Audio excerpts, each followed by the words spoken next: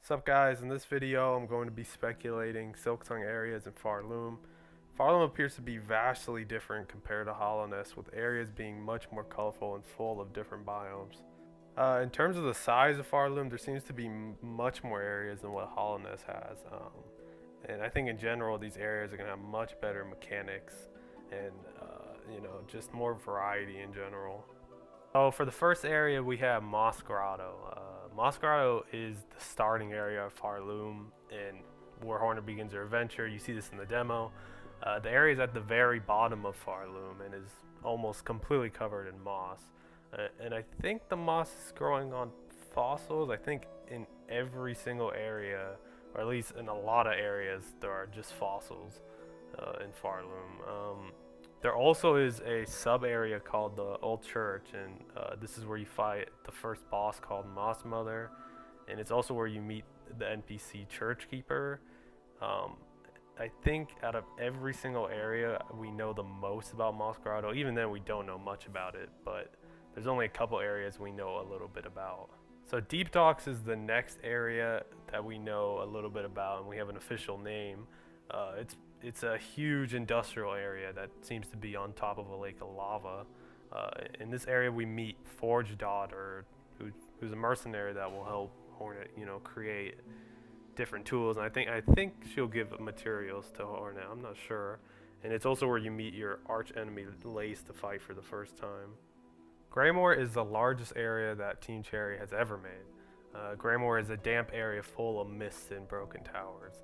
It is one of the darker looking areas in Farloom, similar to how dark, Hollowness is. I'm sure Farloom will be dark, but judging by the trailer, most areas are much more colorful than Hollowness. Now, I'm sure that Greymoor will most likely be like the hub of Farloom, like the centralized area. So I think you'll be there at Greymoor maybe around mid-game. One of the more colorful looking areas in the game is Coral Forest, which is probably the most aesthetically pleasing looking area so far that I've seen in both Hollow Knight and Silksong. It's covered with corals and waterfalls as well, and there are, I think, two parts of it. One that just looks normal, and then like a temple looking area in Coral Forest. In the temple, you also fight a what looks to be like a coral warrior of some sorts. Now, I'm not sure if this is a completely different area, but this part only has one branch of color, which is like a reddish looking one, and the background is almost completely different. I'm not sure if this is a different area or just like a sub area, which is not really an actual area. The next area we know almost nothing about is an area full of clovers and is most likely connected to Mossgarado because of a similar color palette. You can also see in the trailer that it's connected to it, like you can see a blend from Mossgarado to the clover looking area. There's a massive enemy on top of Hornet on the ceiling that appears to be chasing her, and this makes me think, just because of how complex the enemy is, that this clover area is probably way later in the game. So the next area is essentially a landfill of bells. In this area, this is where you meet your form of transportation, which, judging by the trailer, it takes place as a boss, most likely to submit it. There's also a town with multiple NPCs and most likely like a board to do quests and stuff like that. Now, I also think there's actually quite a lot of lore in this area, just because maybe this is where the cult essentially throws away all of its excess bells, because it's pretty obvious they're making so much of it, there's no point of all these bells. Now, the Gilded City is an area that I think will be near the Bell Wasteland, mainly because that might be where the main production of bells are.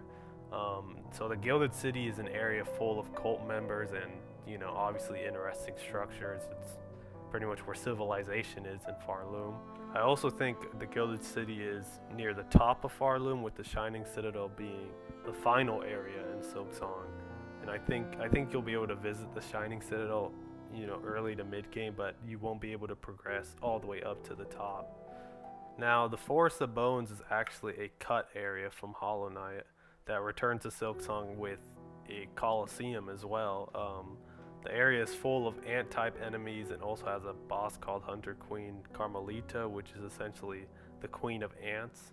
There are definitely a lot of different formations of the bones that you see in it, like a bone bridge and what seems to be like bone homes, stuff like that.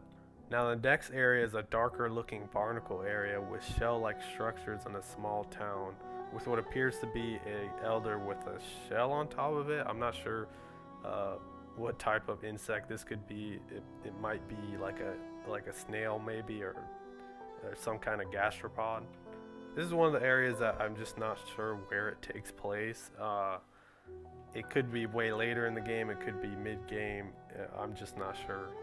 There are multiple areas that seem to have no clear connection to anything, like this dark location with huge pipes in the background and a patch of white flowers. This is where you fight Lace for the second time, and there also appears to be an elevator in the background, so this could be high up in Farloom. This other place is just as dark as the other one, but with what appears to be a locked up weaver that's surrounded by a bunch of silk. Some area ideas I think Silksong should have could be maybe an Arctic looking area or an acidic forest. We really don't see much of different biomes in Hollow Nest, like a desert area or, you know, tundra or savanna. We just don't see that. Like, even if it is underground, I do think they should, you know, change the style a little bit. While Hollow Nest is a great world, I think Farloom will push Hollow Knight to its limits with areas that appear to be much more complex. I do think the areas in Farloom are more creative and have much more extensive color palettes, which is good because it does differentiate Silksong to Hollow Knight, because Hollow Knight had a much more darker tone. I do think Farloom will be lighter in the areas, but it might still have some dark themes. Thanks y'all for watching this video. I hope y'all enjoyed it. I'm super pumped for Silksong's release. I might do maybe like a tools speculation video or a timeline video if Silksong is a sequel or prequel. Anyways, I'll catch y'all later.